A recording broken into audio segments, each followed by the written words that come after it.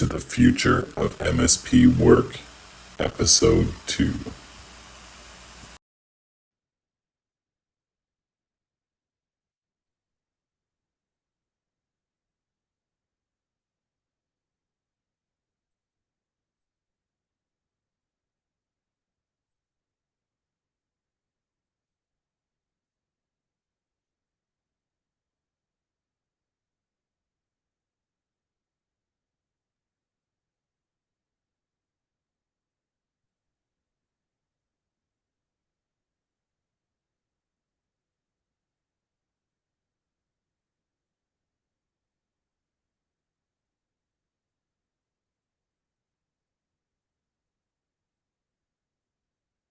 Good afternoon, gentlemen. You're live. Aaron, how are you? I'm great, thanks. How are you? Good. Just wondering if you can see my video. You are on and Mark is on. Perfect. Mark, how are you? Good, Marco. How are you? More importantly, how are you? You're a little bit under the weather, right?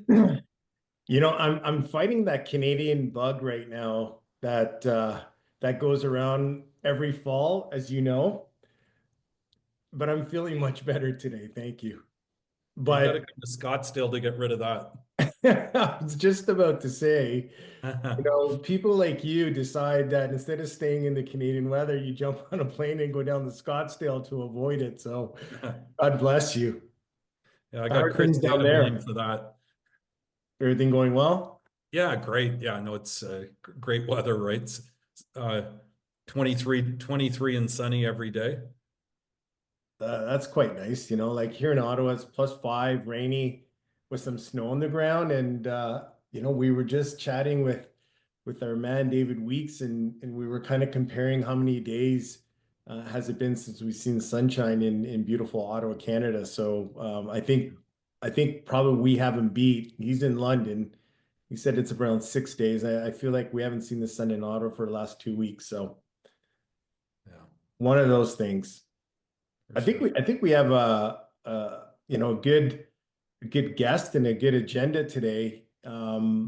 What's going on in your world? I know you've been working on a number of different things. You want to share with everybody just some of the things you've been doing with Top Down and how things are going over there? Yeah, for sure. I mean, we closed the first half of our fund a couple months ago, and we've done three investments that are all going to be they're all about to be announced. So again, our check size is kind of $1 million to $3 million in SaaS startups, emerging companies that are focused in the MSP space, as the boilerplate says here on the left. So yeah, I mean, definitely have had a great year with Joel Abramson and Chris Day, building out the business, kind of taking it to the next level, for lack of a better term. And so, yeah, we're really excited about the investments that we've made, primarily in the security space, and then looking at some other cool technologies as well in the first half of 2025. So, and obviously we have our venture studio project, Produce8, that obviously you've been involved with now for almost a year, I guess, coming up on a year in February. So really excited about what's happening on that front as well, and definitely great to have David on the call today to talk about what's going on in his world as well. Yeah, it should be an interesting conversation with him. And yeah, we're getting close to a year at Produce8, and things are coming along really, really nicely. We're just about to roll out a new strategy in the new year that we're really excited about. So I think a lot of the MSPs that are in the marketplace are going to be looking forward to what Produce8 is going to bring in the market that's going to help them out, with their business and stuff like that. So definitely exciting times ahead. And I'm looking forward to, what 2025 is going to come. I think the whole MSP space right now, things are going so well. Like you take a look at all the different organizations, the companies that are out there, the enables of the world, the revenues that they're driving and all that kind of stuff. Like everybody is doing extremely well. Like, Mark, in your opinion, why do you feel that this market is such a great market? Like when you think of the MSP space, and is it the companies, is the new technologies that they're bringing out to the market? Like what's really driving, the growth in this space? Yeah, I mean, obviously Enable's coming up to 25 years old here in a couple of months in March of 2025. I think from the earliest days of when we were building the industry out with ConnectWise and some of the others, it's always been really kind of this organic ground up business model, right? That was focused on business fundamentals. So all the different hype cycles of and obviously downturns, whether it be the financial crisis to COVID, to I guess this next challenge with AI that it's going to bring to the industry. The industry's only flourished, right? It's just the nature of it, the fundamentals of the business model. And if I go back to those early days with Mike Cullen and Gavin and yourself and all the other people that were part of Enable, a big part of what we were pitching is what would your business look like if you adopted managed services? And you could be in a position to sell your company in 3 to 5 years as an example. So that 20 years plus, still has proved out. And again, I don't think there's any industry with more M&A activity than managed services. So there's kind of that fundamentals of the market that's got us to 500-600 billion that we are now, that's set to double really over the next 3 or by 2030. It's just whenever it seems whatever the challenge that gets brought to the industry elevates above. So it's kind of this tried tested model. Again, I think we're entering this new era of the digital MSP, of with organizations like Produce8 on digital work analytics, and obviously some of the managed AI solutions that we've seen. That's going to again bring this next chapter to the MSP space. That's super exciting for sure. Awesome, that's great.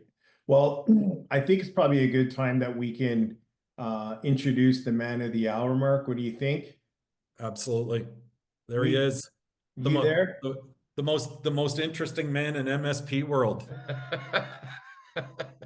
I don't know about that, but all right, we'll go with it for this call. That's all right. Yeah. It's You nice definitely are, man. I thought of that when I was over with you in London there a couple of months ago, which was, it's great to see you settled in, hopefully now in London. And I know you guys have some great things that you've been doing, globally at Enable, and obviously had a huge announcement recently on the cybersecurity acquisition at Lumen as well. Yeah, it's been a lot of fun. It's been it's everybody says a roller coaster. I wouldn't say that. It's always going up. We never get to the point where you get that drop at the roller coaster, that excitement. But the excitement of going up and the anticipation's been really good. Yeah, I'm loving being over here. I love the market. It's really buoyant over here, really, really buoyant market. And it's great to see what's happening. And to your point earlier, Mark, actually the M&A activity is really starting to heat up. Interestingly, I met in the last 2 weeks in London with 2 South African partners who have flown up looking to do acquisitions in the UK so they can augment some of their currency and the instability in the rand and move into this market. So it's definitely coming back. And you're right, 2025, I think that's what we're going to see is this new reinvigoration of that M&A activity, which is really exciting. Hey, Weeksy, probably the most important question I gotta ask you today is, which football team are you rooting for now? Oh, come on! I'm still torn, right? But it's because no matter what I say, I lose here. But I'm gonna go right now. I'm going with Man U. Oh, Jesus! I know. I know. I should have said Arsenal or something, right? We're in Man City, like we're Man City fans in this house. So All right, all right. Well, you know what? Arsenal Then you here, know what? so. Maybe my allegiance will flip, but right now it's more rugby. Actually, in February, I'm at the England France match at Twickenham, so yeah, that'll be good. And obviously, I'm rooting for England. So that's awesome. That's good. You know, and it's true. It is a tough decision, especially living out there. Like there's no good team that you can root for, but as long as you have fun with it. yeah. You know, so just out of curiosity, so the acquisition that you guys recently did, you know, and really kind of focused around XDR and MDR, what really kind of culminated that? Like, Enable hasn't been doing a lot of acquisitions over the last little while, so obviously this is a big acquisition that Pegluca decided, listen, let's bring this in and bring it into, you know, our MSP space and all that kind of stuff. How do you see this fitting in, and is it like how do you see the culture fitting into the Enable culture as well? Yeah, you know what? It's a great question, and you know you might have not seen a lot of activity from us, but I think part of it was because we were focusing more on this proper ecosystem, right? And that's really kind of where our focus sits. But when you think about the acquisition, it's building out our cyber division, right? Like that risk side and that risk mitigation side and so forth. And we had a great partnership with Adlumin, and it kind of made sense to bring them into the family. And it's the next evolution of where it's going. You know, when we look at cyber insurance and we look at all of these areas, there's a belief out there that some of this will start to become of a requirement out in the marketplace, and we want to be ahead of the game on that. Adlumin's market leading, and that's one of the things that, you know, we talk about at Enable. As much as we have our ecosystem, our ecoverse, we also want to offer ourselves personally best of breed tools, and we do believe Adlumin's best of breed. And as a result of that, we brought them into the family, and it was great that, you know, they came on board, and that, you know, we're gonna have that synergy there. But really, as you look at the future moving forward, the advancement in cyber is so fast right now, and everybody's got to be ahead of the game. And this is something that gives you so much insight and visibility into your organization and your customers and so forth, that they were a natural extension of what we were trying to do in terms of the portfolio and kind of the pillars that we look at as Enable. And that's really interesting. And how have the partners, you know, within the Enable ecosystem, how have they accepted this? Like, is everybody, you know, bringing this solution into their business, or have they already had these products into their business? Is like, you know, what does that look like? Yeah, you know what? It's a really good question. I think it looks at the maturity, right, of the service provider to date.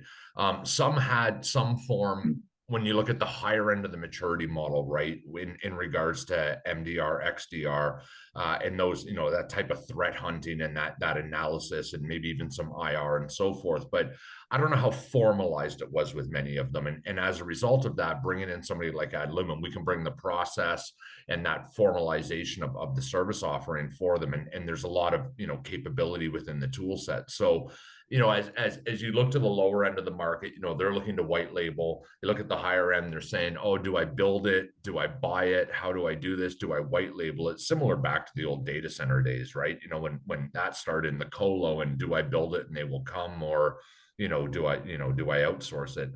I think we're seeing a lot of that today in cyber as it advances so quickly. And I think what we're realizing and what we see in the market is, even if people have that capability within their business today and they're doing some form of MDR, XDR, what they're finding is the overflow, the extended hours and so forth, they still need some support. So we can augment in either way. And that's really kind of been the big win there. And then a lot are saying, well, you know what?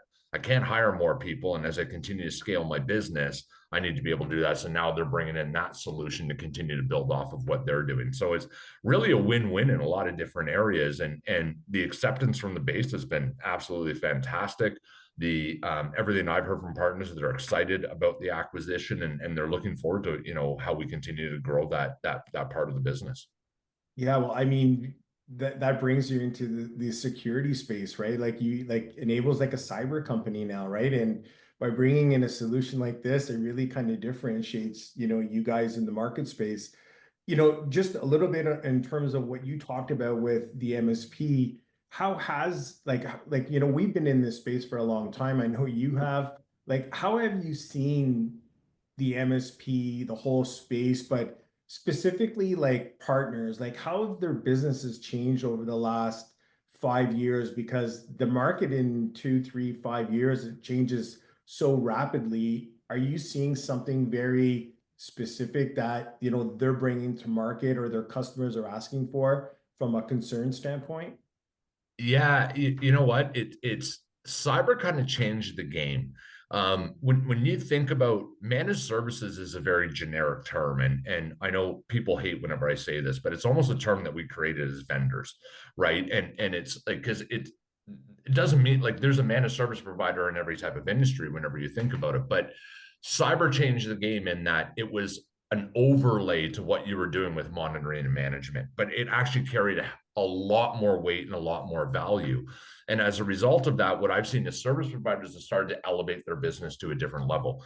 And really what they're doing is becoming a lot more consultative at the start of the sales process or with their existing customers.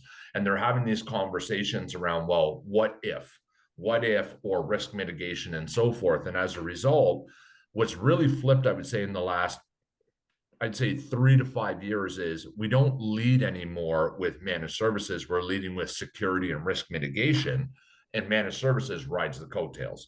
And that makes sense, right? And it does because look at if we put in any type of security solution out in the marketplace, it doesn't matter what we do, MDR, XDR, EDR, AV, whatever it might be, backup of data and so forth, and that, you know, you think about cyber resiliency, the whole point of it is that we still have to monitor and manage the device.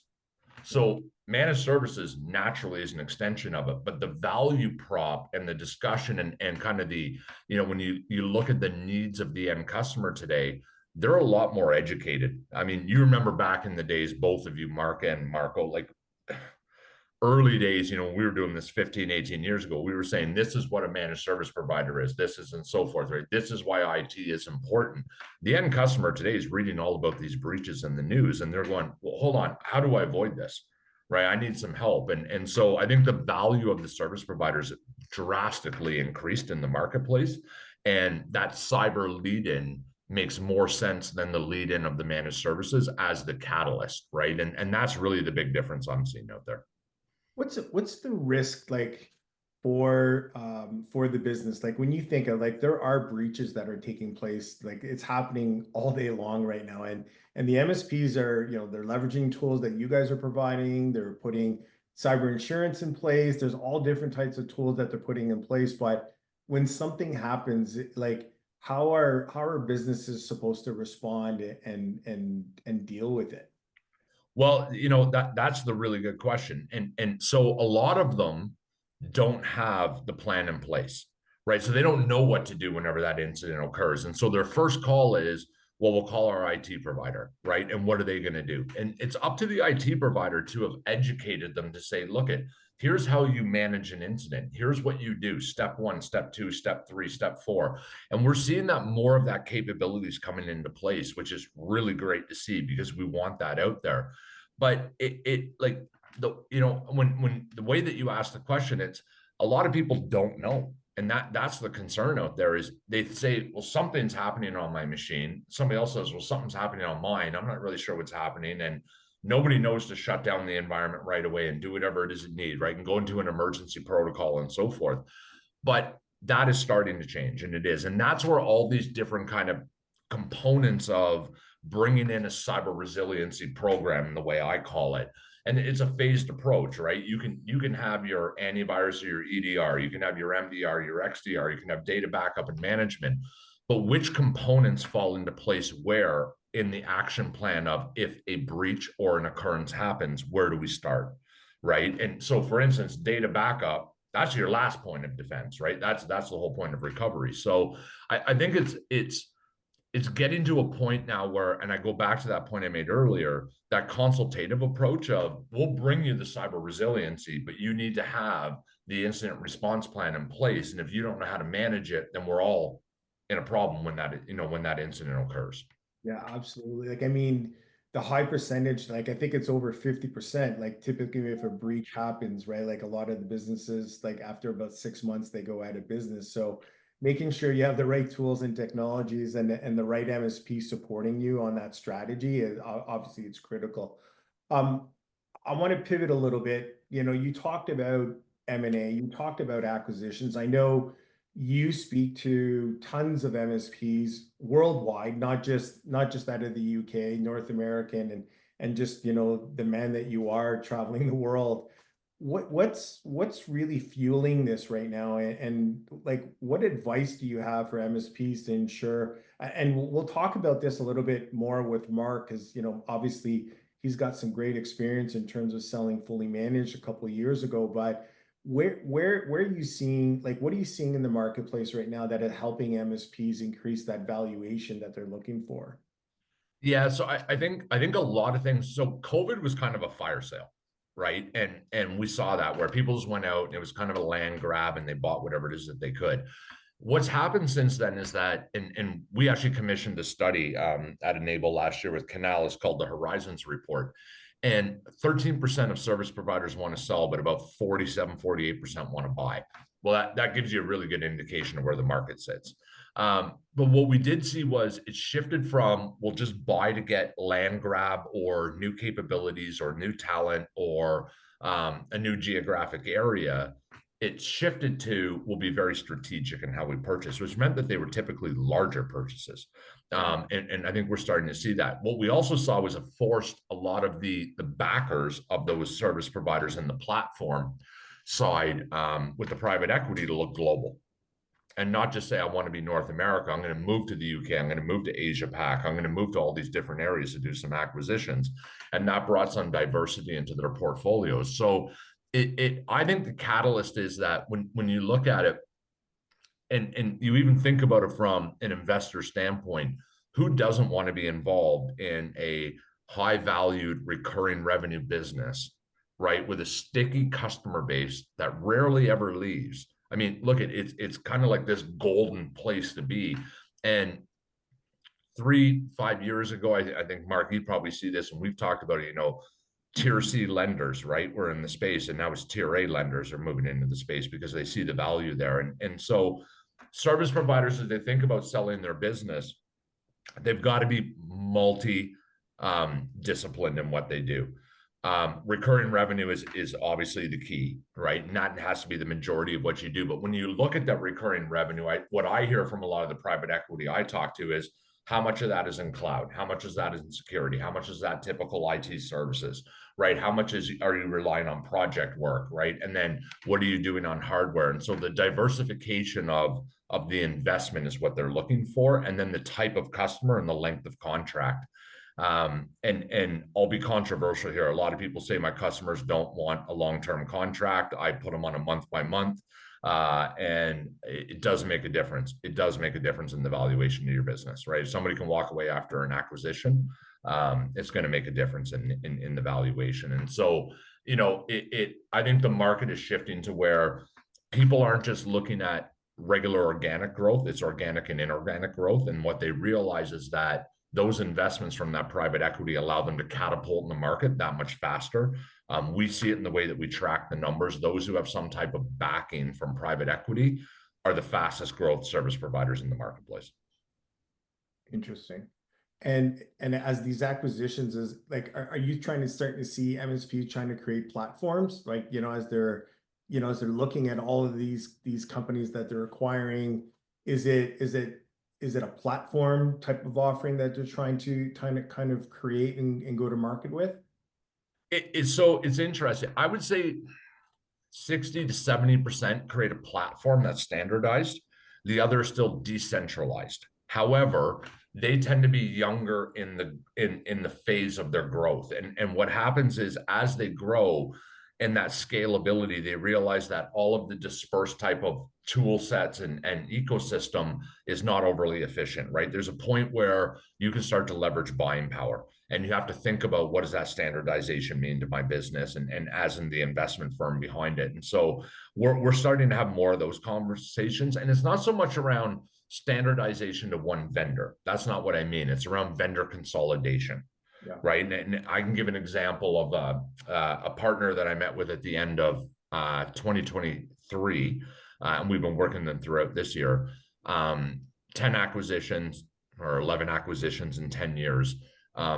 Over 500 vendors that they're dealing with. They're quite large. They're over 1,700 people, and don't know why they're paying for a bunch of those vendors, right? And so all of that just becomes this integration component, and speed to integration is key. So I think what we're seeing now is we want to standardize on a component with a vendor or two. Then we want to look for best of breed. And that's kind of where we've said, okay, great, we'll bring in some best of breed tools. If our stuff works, happy days, join us. If not, we'll bring in the ecosystem so you can work with the vendors that you want to. And I think that's the way the market's going to move going forward, because there's a lot more choice today than there was 5 years ago. Yeah. Oh, absolutely. Like I think in the MSP space now, I think I heard the last number was somewhere between 350 and 400 different companies selling into MSPs. Yeah. Which is crazy when you think about years ago when we started into this, there was, just a few, like a handful of us, trying to create this industry. So great insight, David. Mark, I'm gonna bring you in here in this conversation because, if you think of what David has been talking about and the changes in the market space and all that kind of stuff, I think it lines up really, really well with your four horizons that, we enjoy talking about. And I think, we bring David into this discussion as well in terms of how it fits into what they're doing, because you can definitely see the strategy aligns with what you're showing here.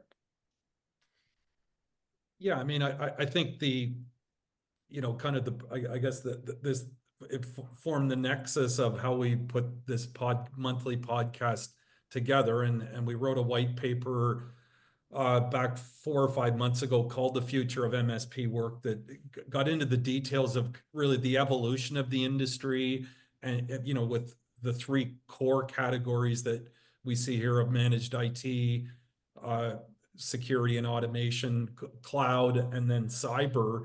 And if you look at, by and large, that's pretty much most MSPs, that's how they go to market today. So it can be, small guy, like a small service provider, to, again, the larger guys. And I think, as David said, the larger, more sophisticated folks start to create specializations in cloud. So it could be on the CRM, ERP, on a vertical application, maybe specific hyperscalers as an example. And then, definitely everybody is in cyber.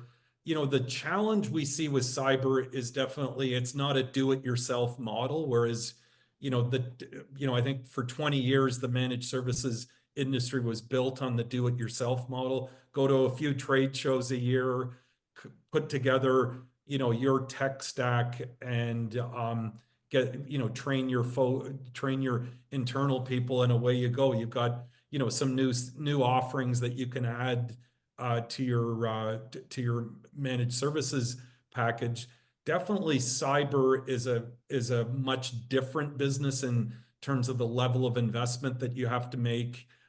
So I think there's been a bit of a shakeout between the pretenders and the contenders kind of thing within there. So the result, as David said, if you deeply invest in a Microsoft cloud practice end to end, if you deeply invest in something like a cybersecurity practice, that's going to take you really from being, in the traditional managed service space, at least, from being a tuck-in type MSP, from a standpoint of valuation, to a platform. And really, platform, I don't really consider platform just a roll-up. I consider the definition of a platform company being, somebody with the core managed services, with a practice area or two, and a sales engine, and that can actually grow organically.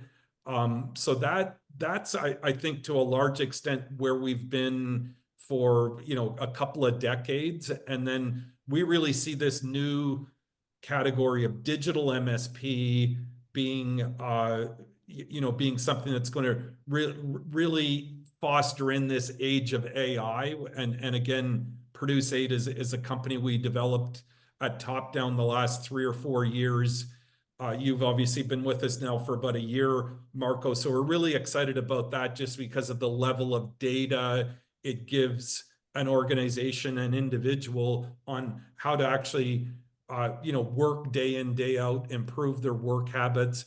But then the other piece of this as well is really it gives you insight in where to implement AI as you go forward. So that's, I guess in 500 words or less, where we've kind of seen the industry evolve over time. And I think we've got a slide later on near the end that we can get in. And actually we have a new white paper called Digital Work Analytics for the Digital Work World, which should be out hopefully here in December. And it's going to form some of the topics that we're going to be covering in Q1 of really how we actually, okay, I get what it means to adopt it as an MSP. It's a new area, new practice area. How does people, my SMB customers, how do they adopt it and get value out of it? And that really is what it focuses on. Great. Aaron, you want to change slides? And then I guess putting my top-down hat on, the areas that we see, so that's kind of the categories, the areas that we see, and we're even looking at, from a venture capital perspective. I think all of the platform vendors, the Enables, the Kaseyas, Ninja, et cetera, the folks that fit inside the RMM PSA category, they have a tremendous amount of data, right? And, I think what we're going to start to see is what we're seeing at, Salesforce and ServiceNow with this whole agentic layer of AI that they're starting to introduce. And I mean, a lot of it is obviously based off the massive amounts of data that they have to be able to really move from kind of generative AI into this agentic layer, which is much more cognitive, much more, again, like a human in terms of the job, the job functions. That's really kind of the era of digital labor, right? And so that's an area that we see as something from a managed IT and security perspective that's really going to grow. And we're going to see the big platform vendors in MSP definitely doing it.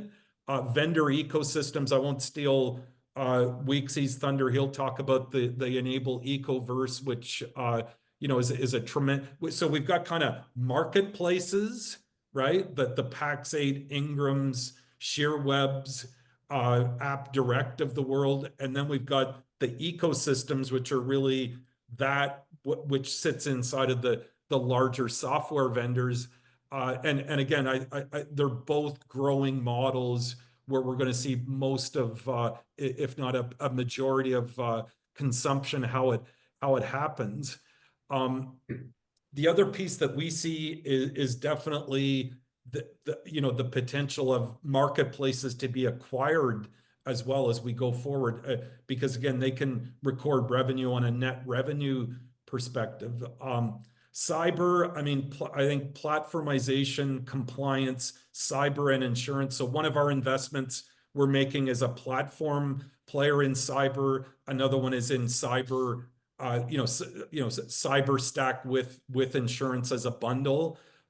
So again, you'll hear about that soon. And if you look at Europe, and I know David, I mean, it's much more advanced there in terms of even how carriers, insurance carriers actually go out with their questionnaires to look at what the cyber stack looks like for the SMBs and the customers that they have. And then digital work analytics, again, we really see that as kind of this next, Marco, I know you call it the RMM of people.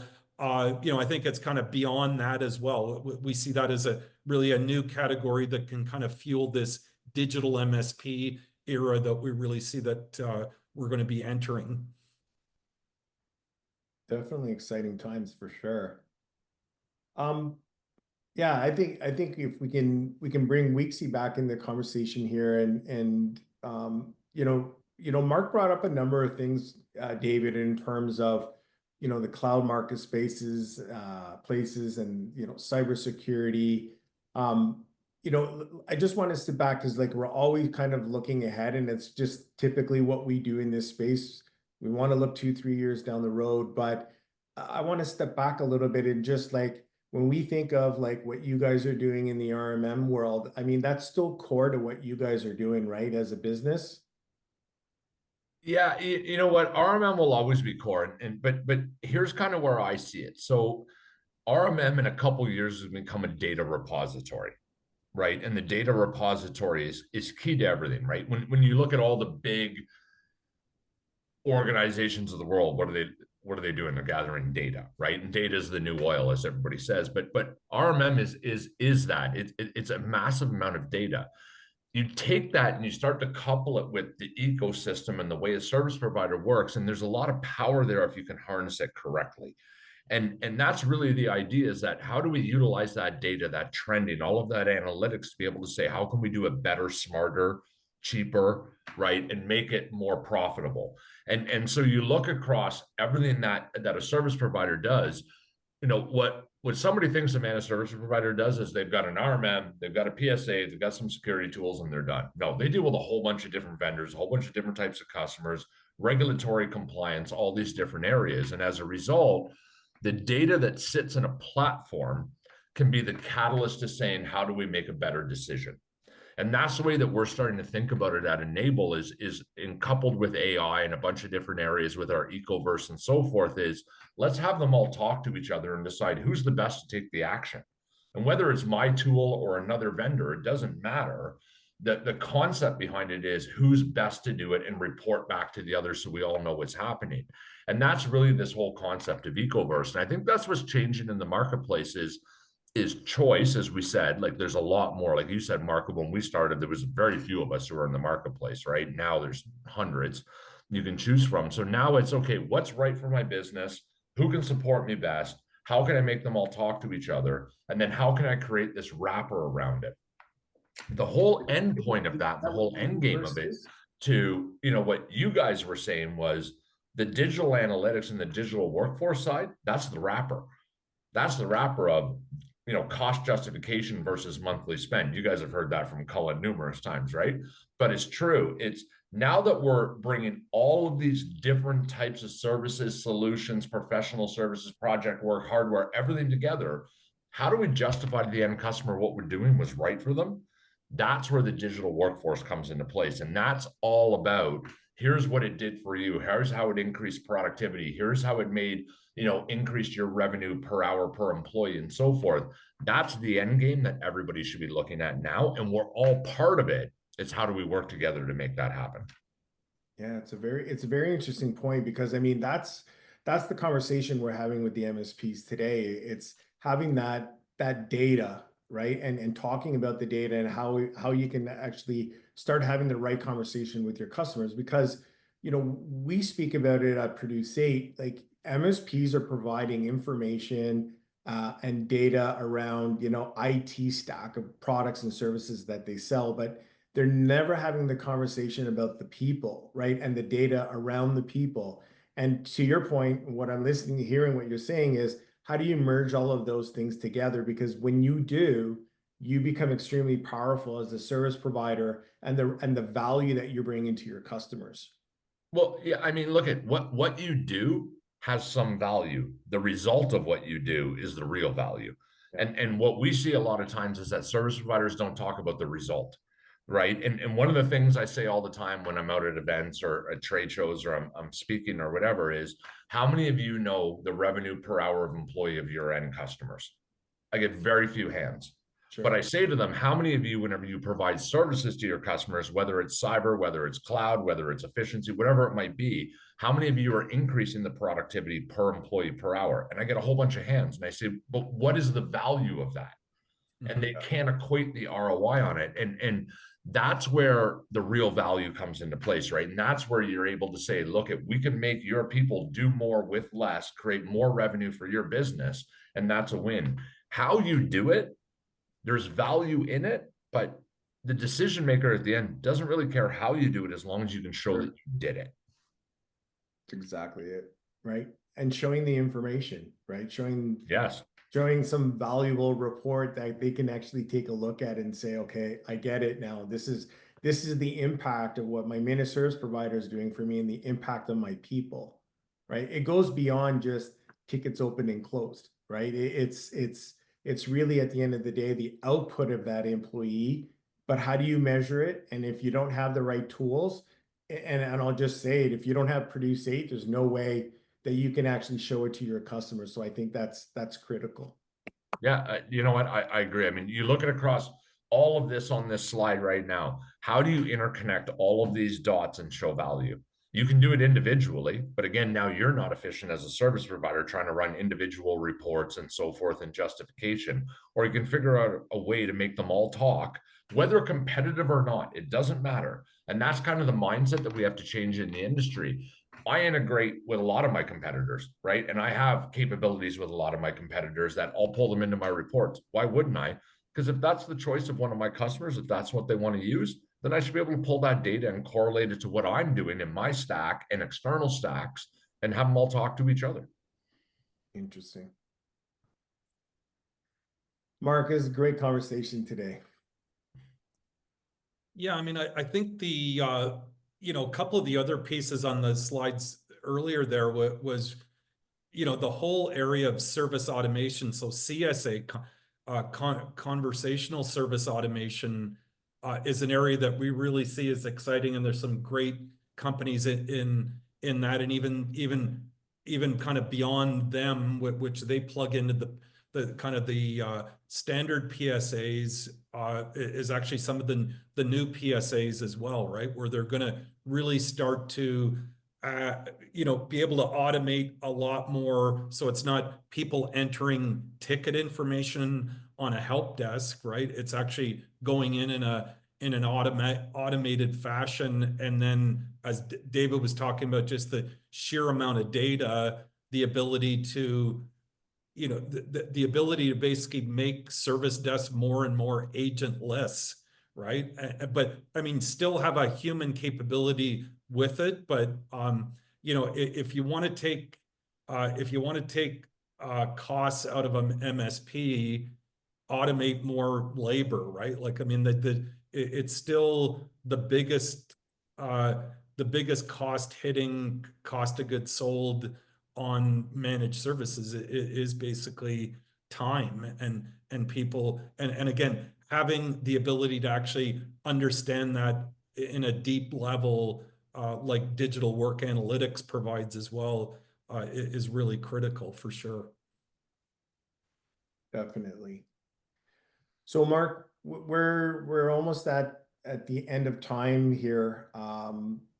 Just wondering if you have any last words for David, and David, I want to thank you for joining us today, but there's probably some good information, Mark, that you want to just discuss. Yeah, I mean, I think part of the new white paper that we're coming out with that I mentioned is creating this new concept of the digital MSP outlier. So again, to kind of summarize what we talked about earlier, most managed service providers fit in that traditional bucket.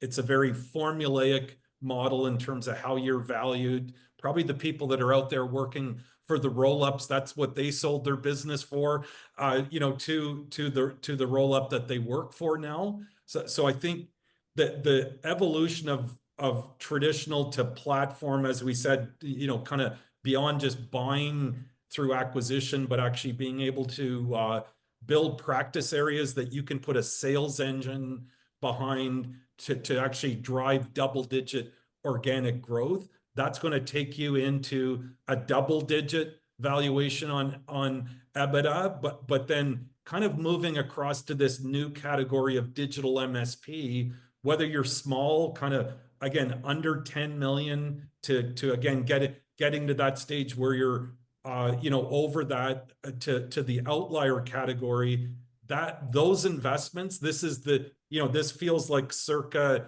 2005 again, right? In those early days, where we were all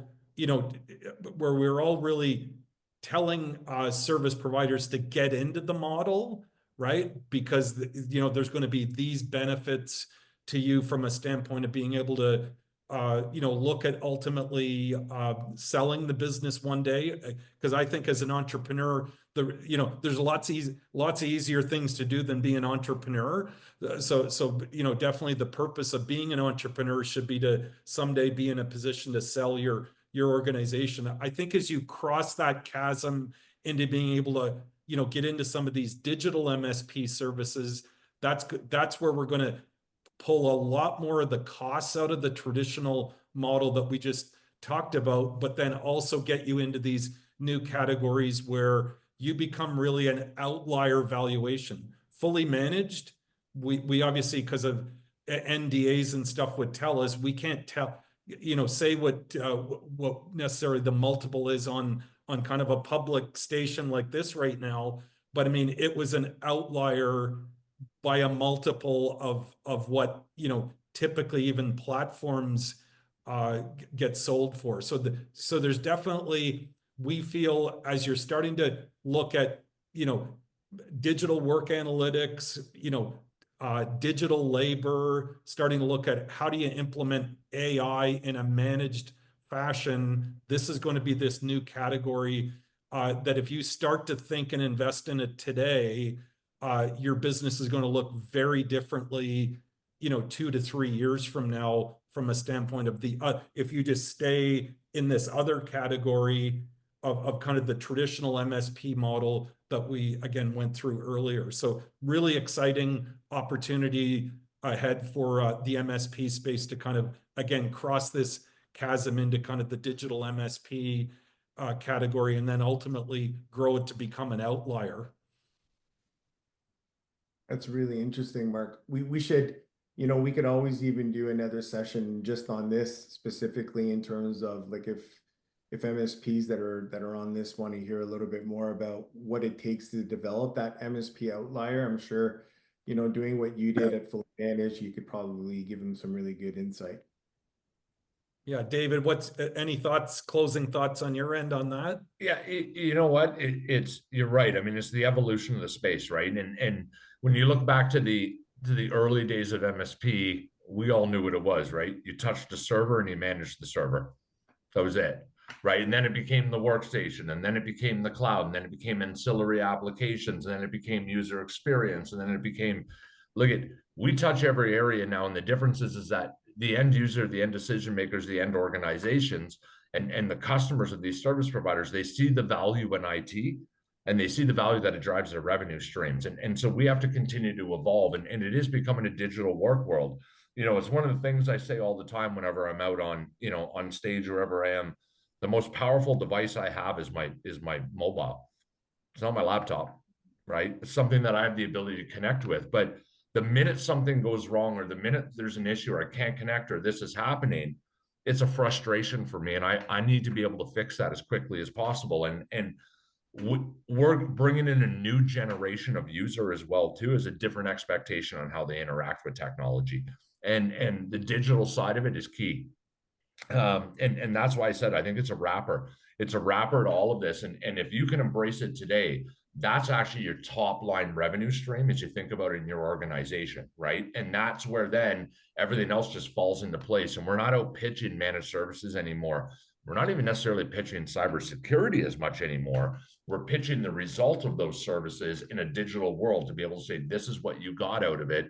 This is how it benefited your business. This is the benefit on the ROI of employee per hour. And that's a game changer when you're talking that language compared to your competitors out there. Mark, that's why David Weeks is the most interesting man in the MSP space, right? David, Absolutely. you're a legend. Thank you so much. I don't think so. It's just my view. Honestly, I'm opinionated on it though, so that's fair. That's great. No, it's great. Like, I mean, your insights and the information that you shared with us today is extremely valuable, and we really appreciate it. I just want to thank you very much for joining us today. I know it's kind of late in London and where your time, but I'm pretty sure you'll probably enjoy a nice little glass of wine this evening and relax. And Mark, your evening is just getting going because you're out on the West Coast in Scottsdale. So Just want to say thank you as well for joining us, both of you guys. Our next episode that we're going to have is going to be on January 16th. And with what I would say another very interesting man, a partner of ours, Joe O'Connor. And Joe's can actually come from a different perspective. He actually works with a lot of organizations and companies, not only on the digital side, but helping organizations go to a 4-day work week. And so he'll have some great information for us in terms of what he's doing with companies and how he's leveraging Produce8 to help them and help those organizations get there. So we'll start sharing and start marketing that webcast that's going to be taking place. So we look forward to it. And I know that over the next little while, we have a ton of amazing guests in 2025 that we're going to be sharing with you. And, we appreciate everybody who joins us on this webcast. So last thoughts, gentlemen, if I don't get to speak with you a little bit later, I wish you guys both a Merry Christmas, and I hope you guys do well.